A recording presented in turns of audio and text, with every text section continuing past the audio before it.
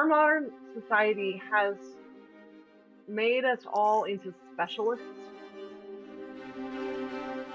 and at this point, that that is no longer working for us. We could solve a lot of problems with people with a lot of intense, narrow focus. At this point, we're falling apart at the seams because all of those different branches are not talking to one another. Good afternoon, good day, good evening. I don't know what time you're listening or where you're listening from. It's your boy, your host, NaRon Tillman, and you are with me for another episode of Walk in Victory. Speaking of victory, walk. Warning, this is a public service announcement. The Walk in Victory podcast is where we have conversations purposed to evolve lives. You may not want to evolve. Then tune into another bleeping podcast. Everyone else, enjoy the show. And here's our host. Good afternoon, good day, good evening. I don't know what time you're listening and or where you're listening from. It's your boy, your host, NaRon Tillman, and you are with me for another episode of Walk in Victory. Speaking of victory walks, I want to go back to 1990 something. Can you believe we're in the year 2025? I was making a joke with my friends. I was like, the Mets, I got on the Met hat. And the last time the Mets won a World Series was 1986. And I fell in love with baseball a few years prior. And I started off as a Yankee fan because that's who everybody admired, the Yankees. And I remember I used to watch spring training, and I remember watching the Mets play the Yankees. I didn't even know the Metropolitans existed. And it was probably 84. I was 10, 11 years old. I was born in 75. So it was 84. I was 9 years old. And there was a pitcher named Doc. We would later on call him Doc Gooden. And Darryl Strawberry was the hitter. And Doc Gooden had a jerry curl. And I had a jerry, but he could pitch, man. I remember watching the day before opening day. The Mets and Yankees would always play right before the season opened. And that was a time for the rivalry for those who liked the Mets and those who liked the Yankees would come together and argue. Then we go downstairs and play baseball, and those who were on the Mets side would team, and those who was on the Yankee side would team. And I fell in love with the Mets then, and they won the World Series in 1986. Some odd years later, I found myself with my first apartment on my own with my now wife, and I had a sacred or a safe space. We had a 3-bedroom apartment, and I had a space where I would go into and pray. And I got that from in my construction years. I remember going into this apartment in Brooklyn, and it was a Hindu couple, and we were talking as we were going through that apartment. And when we walked by the room of their sacred space, they brought us to a hush.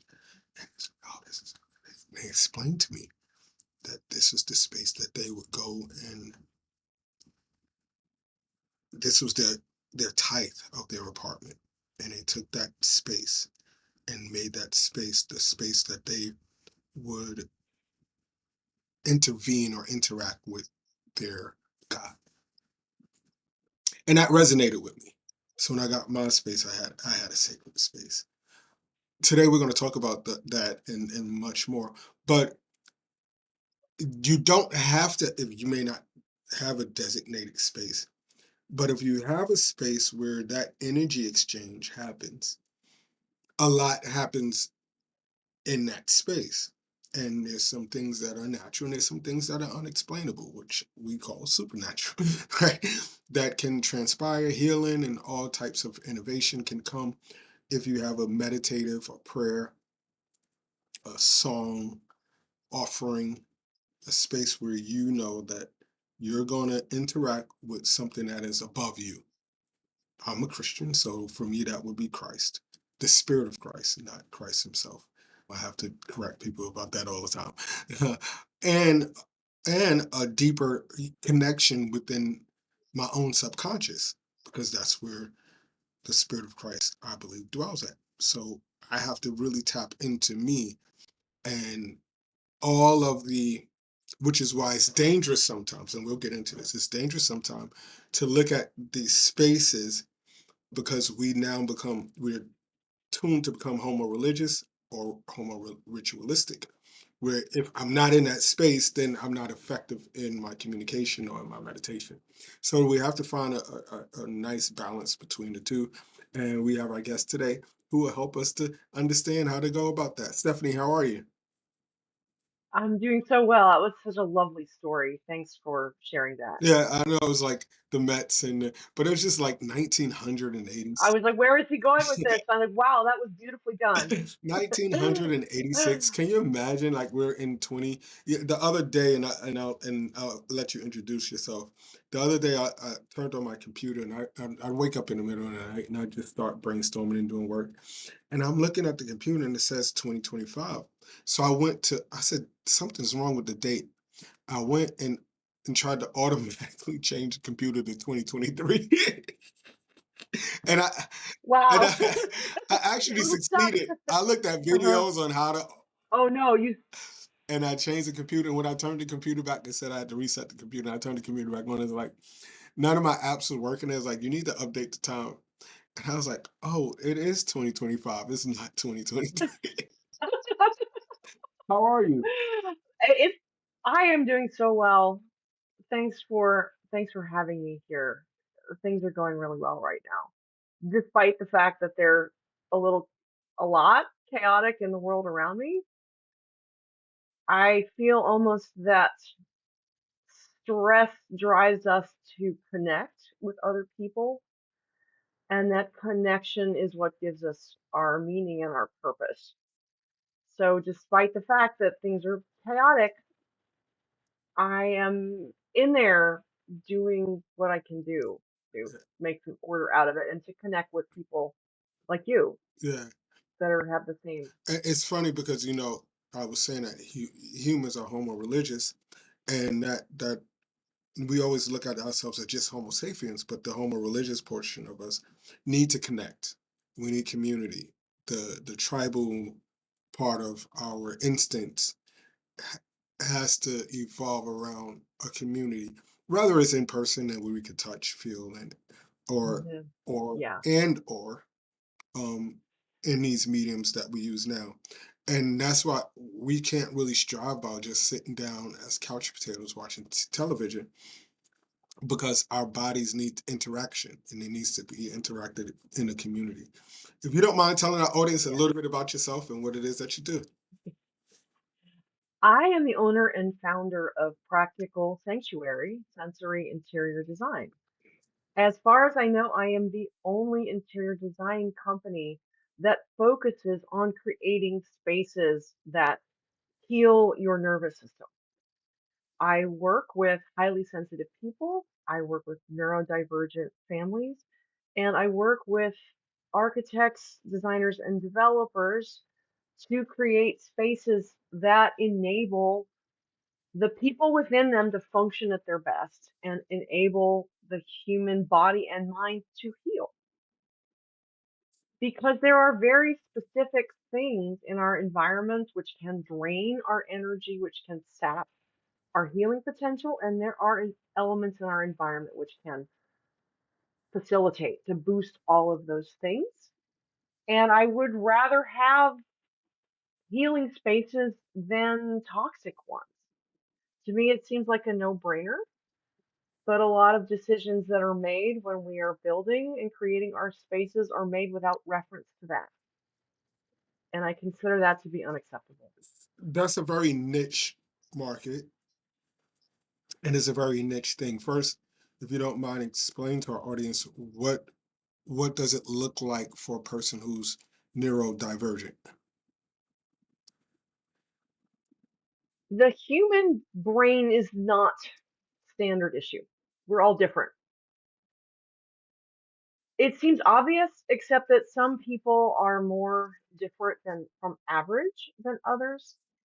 And many people who we consider neurodivergent have nervous systems that sense things at a different level of intensity.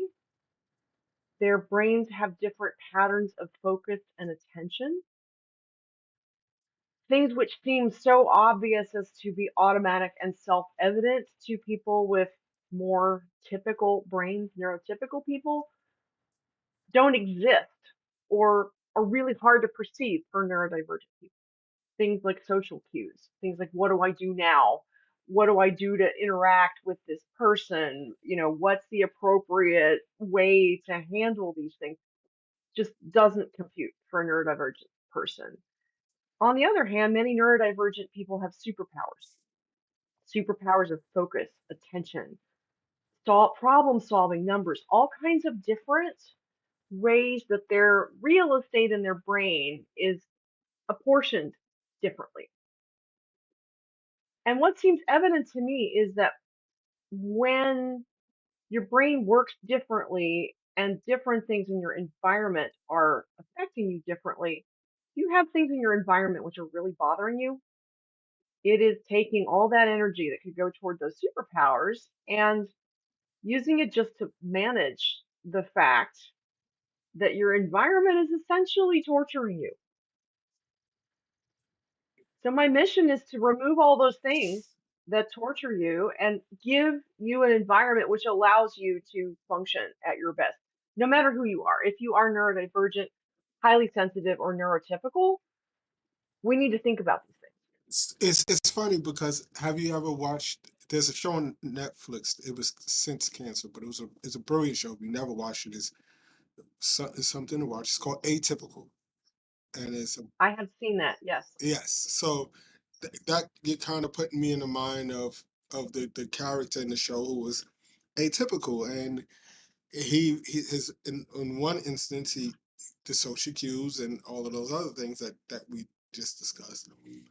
Young Sheldon loosely, but he was more on the genius side. So he just spoke his mind. But the atypical young man couldn't see those things. Now, when we were coming up, we would just say, "Oh, that guy's special," or "He's That guy's a little weird. off." Yeah, Yeah, we just had yeah. a name for it. So, but when Yeah. did science begin to really start to look at? And I'm pretty sure they had, even when we were giving them, branding them titles in our households. But when did science really start to look at that there's room to help these neurodivergent persons?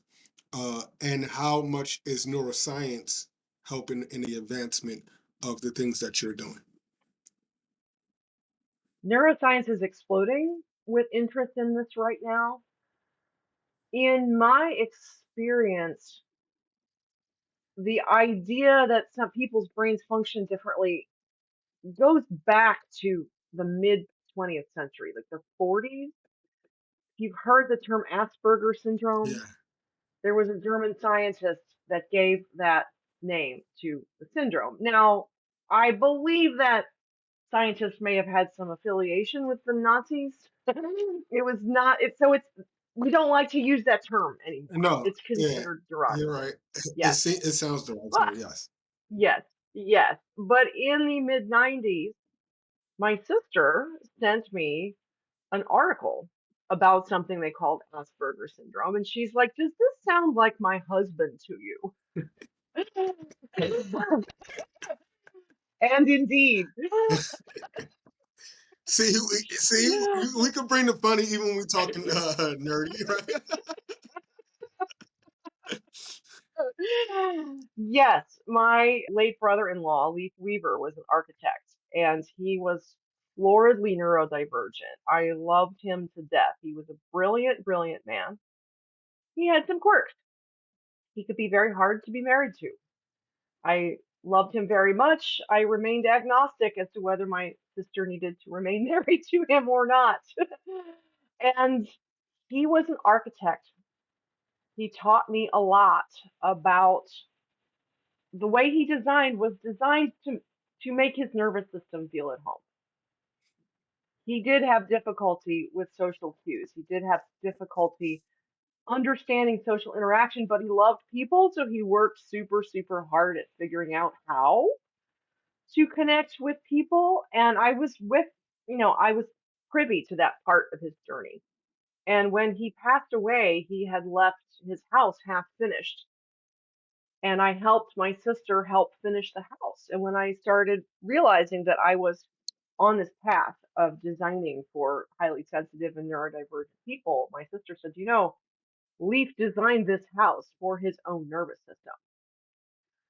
So there were all kinds of things where he had placed windows so that he did not have to make eye contact, but that the light was filtered and diffuse and reflected rather than like right in your face.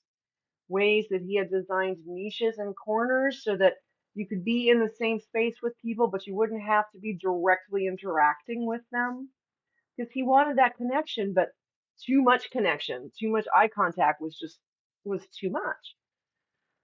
So I started realizing that as a highly sensitive person myself, I am not neurodivergent, but I have always loved quirky people. And as it turns out, more and more and more of the people that I have been friends with since I was very, very small are getting late in life diagnoses that they are neurodivergent. Mm. And it seems like my superpower, one of them, is because I'm sensitive, because things do bother me and I do have to deal with it, I can pinpoint it. And if something is bothering someone else, I can often figure out what it is without them needing to talk to me too much. But I will ask the question. Just being aware that everyone's nervous system is different and that they are not having the same experience that you are in a certain space is a huge first step. If we assume that if we're comfortable and everyone else around us is comfortable, we're setting ourselves up for conflict.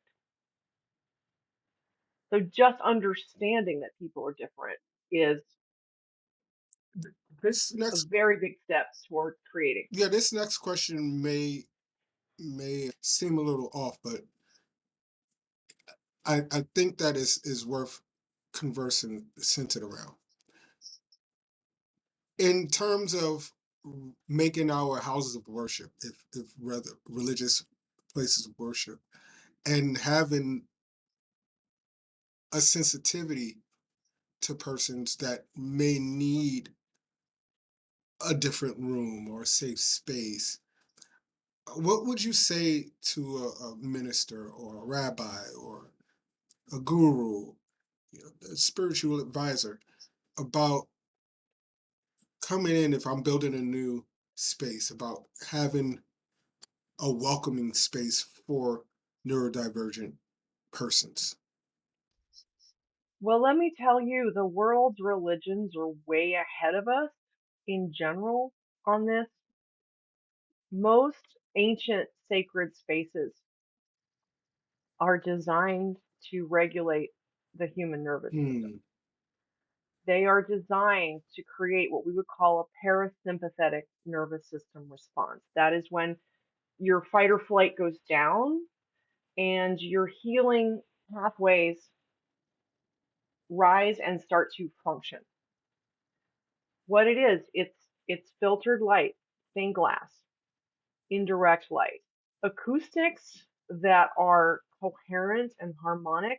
All the great churches and cathedrals, like they're made to have a choir in them, and it's going to create this very, very organized, structured sound. It's not chaotic. It's very, very, it's rich, it's complex, but it's extremely organized, and it's going to like act like almost like a speaker so that you're actually inside Yeah. this sound that is doing things to your nervous system, which are in most people calming them down. I have taken autistic people to the opera for the first time. It was the biggest joy of my life to have my autistic friend go to the opera, and I just saw her just start Yeah. And it's funny, doing this. She's like, "Oh, it's funny that you would mm, say that, because if we look at the modern church or the modern facilities that has all of those, And then we look in parallel to the new age that is not taking into consideration all of the things that we're talking about, where sound and tone of color and everything like we've gone so far into trying to be like everyone else to welcome in a certain type of person where we may have missed the boat on and overlook the needs and understanding. Like one of my favorite theologians, Martin Luther, I was reading that he was certified schizophrenic, and he may have he would probably be diagnosed as neurodivergent in this day and age,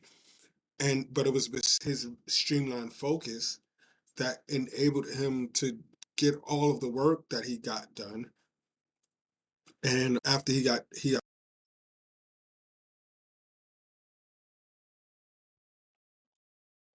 hello with the audio. I lost you for a second Yeah, there. I can hear you again. yeah, he got struck by lightning, Okay. and I'm gonna get this video back. And Yes. is it possible that something like that can happen because of an incident where the brain has suffers a trauma and there's a transformation? The human brain is not well understood.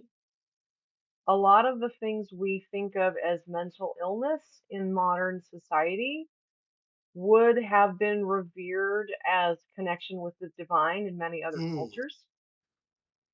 Many people with atypical or highly sensitive brains would have been recruited as shamans or spiritual leaders in many other cultures. wow, Our brain is not a reality detector. It is a survival machine. And when our brain undergoes trauma, that reforms how our brain sets up its pathways. And your brain is taking in way, way, way more information than it is actually showing to your conscious mind.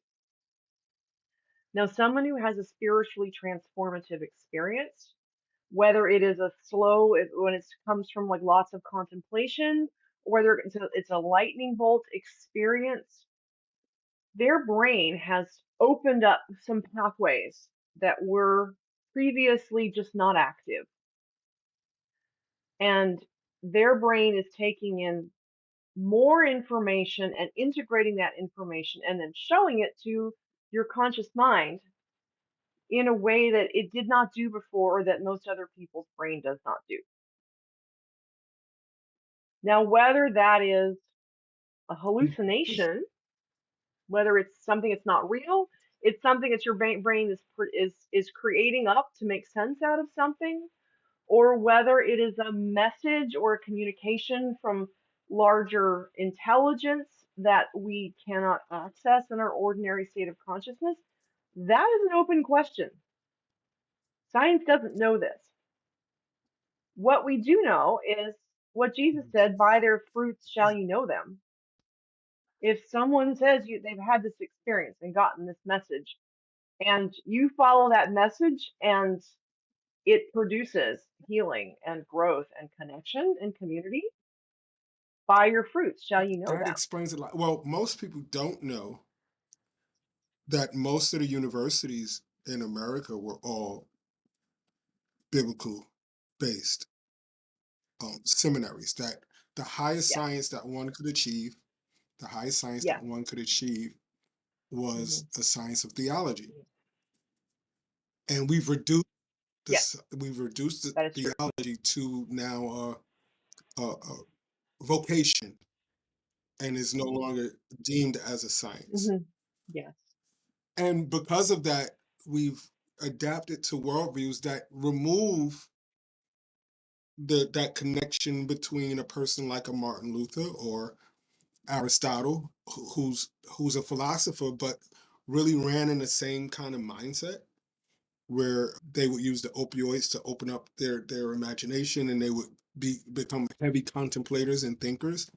and a little socially awkward and weird, right? um, and Yes. I enjoy the fact, Miss Stephanie, that you're one that's helping us to get back to that. Because what happens when society shuns this artistic mind that may not be able to understand how not to call you an asshole, right? Even though you're being an asshole, he just or she is just going to say it. Hey, Stephanie, you're being an yeah, so Some people need they're, Colin. they're Yeah. not going to be able to process. If I call him an asshole, he's my boss. I might lose my job. They're just going to say, "Hey, yeah, you're being yeah, yeah, yeah." Call it like I see it. But Right. they're Hmm. single-eyed focused, especially like in today's AI, right? Um, where we're the better Hmm. we become at prompting, the better we can get out of the most usage out of AI. So if you had someone that have that kind of task, Hmm. they can Yes. probably duplicate so much work because they're gonna figure out stuff that we're gonna get frustrated with. They don't have a sense of frustration. They Yes. Oh, the internet was built by autistic people. Let me tell you, I dated a software engineer, and he was one of the ones that diagnosed and himself I'm later in saying life. this in jest, but I'm saying it as an as a what they call that. I'm giving you a compliment. For a scientist, you're funny. Yes. Thank you. Most scientists don't I really try. have a wit, especially a quick one. They give you dry humor, but you like going for the funny, and I appreciate that. Do you see the work that you do as scientific? That's the good question right there. I see my work as Mm, integrative. Our modern society has made us all into specialists. And at this point, that that is no longer working for us. We could solve a lot of problems with people with a lot of intense, narrow focus. At this point, we're falling apart at the seams because all of those different branches are not talking to one another. So I see myself less as a scientist in the sense that I do not research a very narrow field. It's that I am a curious generalist. I have a kind of mind that likes to integrate. Like I take one thing and I see a pattern, and I'm like, okay, I see that pattern here, here, here, and here. Can we bring those things together? What do these different fields have to teach one another? And I see a lot of very obvious holes because the people, for example, the people designing the buildings are not talking to the people they're not talking to the psychologists, they're not talking to the doctors, they're not talking to the neuroscience researchers because they're all off in their own little field and they're yeah, they're not seeing the big picture. because And I because think you were labeled yes, like if you thought the way if you saw the world through your lens, you would be labeled as a jack of all trades, a master of none. yes, And yes, that's not a absolutely. Hmm. compliment. That's the word that I was looking for. Yes. Well, it's looked on with Yes. suspicion. That is true. And rightfully so, because there are a lot of con men and Yeah. grifters that make stories that sound really good. Really good. There are con men and Yes. grifters in religion. And noting the pattern of that is another Mm. form of pattern recognition. Like, okay, is this person telling me the truth? What checks out? I mean, and AI can help us with that. It's like, type a few questions into your Google AI and see what comes out because AI is integrating a lot of information. And there are a lot of rabbit holes that like it sounds good, but if you don't have a background in science, you can't tell the difference. So you can maybe use the AI to check the science, see if that's checking out. It's like back in the 70s, 80s when you would have men come in to the city from the South, and because they had this long jaw, because they seemed socially, they didn't talk as fast, they didn't move as fast. People thought that they were getting over on them, and then they come to find Hmm. out a few months in. I'm from the South. Yeah. Yeah, no, I had a friend, his dad was a lawyer. He's like, look at this article in Texas Monthly. This is how we can use the fact that Yeah, y'all think we're stupid. Now, here, let me tell you why we don't need this little old clause in this contract here. yeah, and it works. It works across industry Uh-huh. because we have Mhm. when you're not neurodivergent and you're not really focused in and you're thinking about yourself, you're easier to get conned. You're easy to get drawn into someone's draw You are. because all you're thinking about is Indeed. your end result, and Mhm. now you're left with a bag. I had a friend Mhm. Mhm. that we grew up in a war on drugs era, and gold, we wore big gold chains. That was the rap era, actually. Hip hop, it's the rap era Mhm. took Mhm. off. I Yeah. remember it. I was So we there. was mimicking that, and we walking around with Mhm. chains. Mhm. So he got conned. Um, the guy calls him over, and he's like, "Yo, I got this money in his bag." He shows him the money in the bag, and he's like, "These people are trying to come get me," and like he painted this really nice picture. And he's like, "I Mhm. need you to Yeah. hold it for me. I'm gonna Yeah. come right back." But in order for us to really make this exchange, he wanted a piece of the jewelry, right? The big chain. And the guy was like, "Oh," and he makes this exchange, and then he's Okay, standing there, yeah. he's waiting for the guy to come back. He's like, Oh, "Well, F it, I got this bag of money." And then he looked in the bag, and there's no money. It's just the just in the bag. bag. Swap the bags.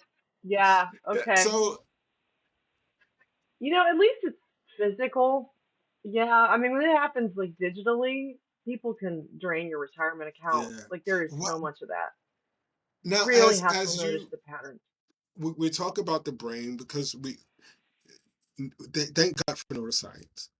A huge part of what they used to teach concerning the brain was that a person could not really experience a shift in worldview or a spirituality unless they had a traumatic experience, unless they had a spiritual awakening, or unless they had a psychedelic, because the brain is fully developed after a certain age and there's no more movement, or there's just slight movement. We've come a long way from that. You just talked about new neural pathways and all of these things that can exist. Can or have you Mhm. experienced where aging now plays a part in someone brain developing? They weren't neurodivergent in their early life, but as they got older, their life started happening, and they started their worldview to develop a pattern of neurodivergence in the brain after a certain age or through aging. Okay. Neurodivergence is there from birth. Mm, It's genetic. But that's just that pattern where there is like a difference from birth in terms of how the person's reacting. And that's pretty much set. The way the brain can mutate. develop, grow, learn, and compensate for those changes. And many neurodivergent people end up having like breakdowns in middle to later life because they've been coping so long with how society expects them to be, and they're like trying to keep up, and at a certain point they just stop being able to cope and they'll be really high functioning and then Oh, nothing. I've had this happen to multiple oh, wow. friends. Yo, so I Yeah. thought you were just saying that I made a gaffe in my questioning, but what you're saying is that it can, that it was already there. They just suppress. So if it Mhm. happens later on, it's not Yeah. because Yeah. they just couldn't hold on. The band just broke, so to say. No, no, no. Yes. Yeah, no, they were always Oh, neurodivergent. They were wow. just coping really well. and their brain just stopped being able to cope. It's a stress breakdown. Yes, So what that happens that then happens. if it happens later on in life and it starts to be identified? Because we're so quick in our culture to medicate or to bind someone or to do certain things that may not be beneficial for the Hmm. person. What are we seeing now that's happening, Hmm. and Yeah, how and what is, if someone is listening and they may be experiencing this, what are some of the things that they can do? yeah, yeah. I've seen this Mm, happen in multiple people that I'm close to. They have what they call an autistic meltdown or breakdown. Well, they'll be operating. I mean, because again, so many neurodivergent people have superpowers, really, really highly successful in their careers. I've known a highly amazing artist that produced like phenomenal artwork. I know a someone who refigures corporations after they've had a breakdown, and she just redoes their system. She's brilliant at it and very, very highly developed in her career. And then they just hit a wall sometime in their 50s. Could not get out of bed, could not function. And they had been over functioning for decades because they're using their superpowers, but they're also dealing with an environment that is really overwhelming for their brain, for their nervous system, because they're just taking in so much, they're processing so much. And at a certain point, it's like, I cannot get out of bed. I can't work. I can't talk. Can't have a conversation. I just need to be in a dark room for months. Okay. So if this has happened to you, first of all, it's not your fault. Second of all, have a conversation with a good neuropsychologist. Get some tests. There's lots of resources out there. You can use Google, like just type in autistic breakdown or neurodivergent breakdown or neuropsychology. That and see if you can retrace your history. Your history may look different to you when you've gotten some information on this. And with that information, you can start building some support systems to help your brain, your body, your mind, your spirit heal. And life moving forward is going to look different. You may be able to make some more intentional, conscious choices about what you're expecting of yourself, what other people are conditioned to expect of you. A lot of us are taking care of a lot of other people in ways that are depleting to us, and that at some point we need to get some of the care ourselves. We can't just be giving, giving, giving. mm. And that's true of anyone. But if you're a closet neurodivergent person who's been super high functioning for decades and at some point you just can't, you need some support. And I am not the first person you should be in touch with, but I can probably help you out Wow. at some point. I thank you for the work that you're doing. Um, to be sensitive to this community is something that you have to have a heart for. You can't go at this as a career or a job. Is something that you, yeah, I'm yeah, not making a ton of money, I can tell you that.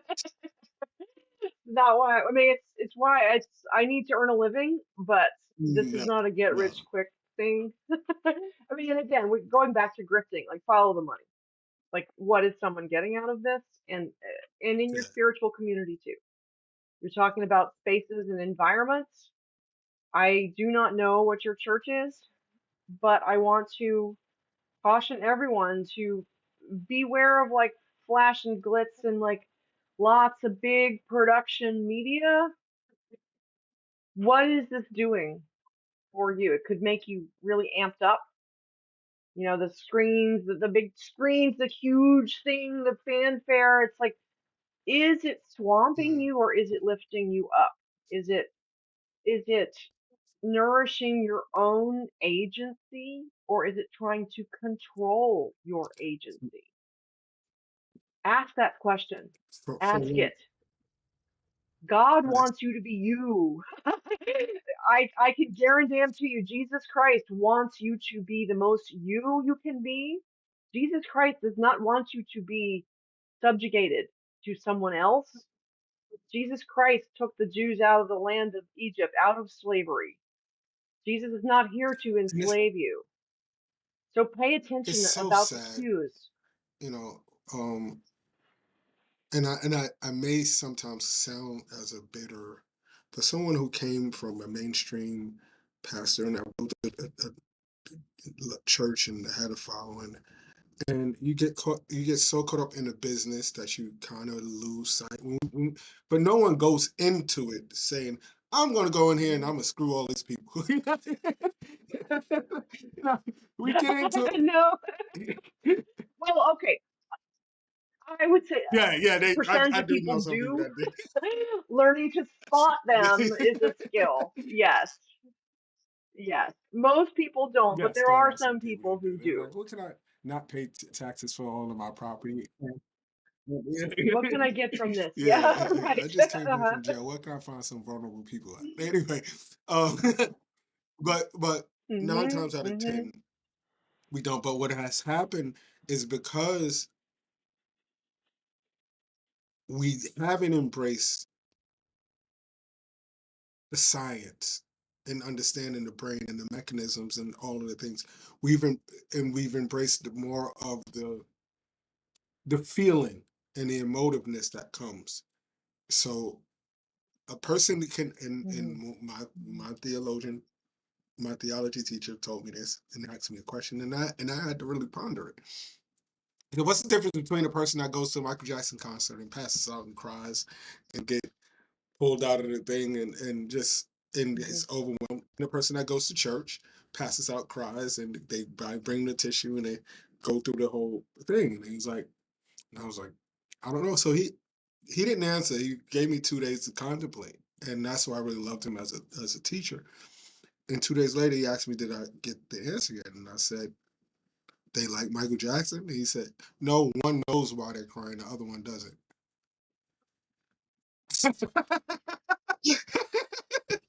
Right. Right. Yeah. Uh-huh. Uh-huh. I mean, and That's so kosher, knowledge is right? power, and it is about But religion is empowerment not about empowerment. ultimately. Religion is about the total You opposite. It's know, about mhm. Religion is about organized religion it's about can be mostly, yeah. about control.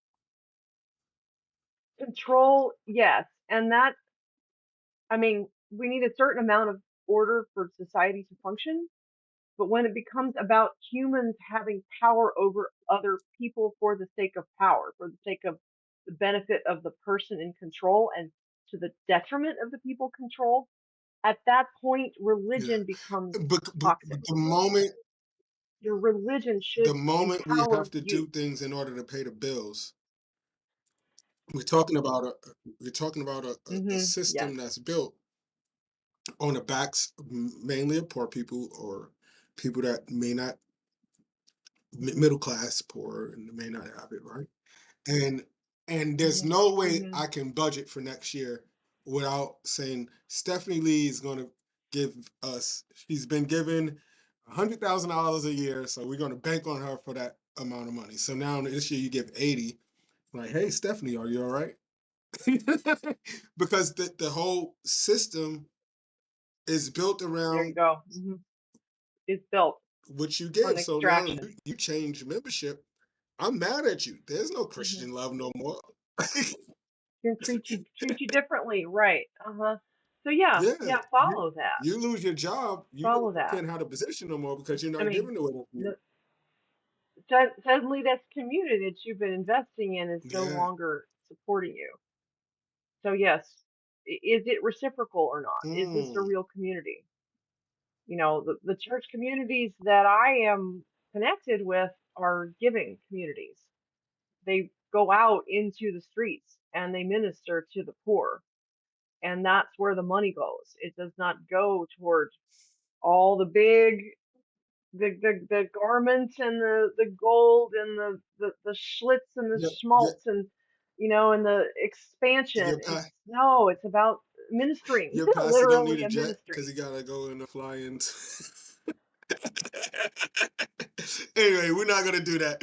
Thank you so much. This has been fun. This No, has been fun. we're If not. you don't mind, It's been tell very our fun. audience Thank you about so much. your website and where they can find you. If there may be an architect listening. Yes, you can find me at practicalsanctuary.com. I recommend you sign up for my e-course, which is a preview of my upcoming book. They're both called the Eccentric Genius Habitat Intervention. And this will teach you how to create your own habitat for your Thank own you so much. genius. My mission is to empower you, not to get Thank you rich so off of much for you. that. And while Stephanie has talked about her website and everything, we do ask that we're revitalizing or revamping our website, walkingvictory.me. I'm going to start stepping out, Stephanie, into some coaching and going to help people build All right. spiritually. And these coaching sessions can be one-on-one, small group. If you are interested in practicing yoga with me, as the instructor, whether you're in California or in Zimbabwe, we can do online classes. So we're going to start to revitalize the website and do all of those things. And even if you're interested in spiritual coaching and growing your faith, if you have a faith, or growing your knowledge about who you are spiritually, we're going to be doing that. This is new for me.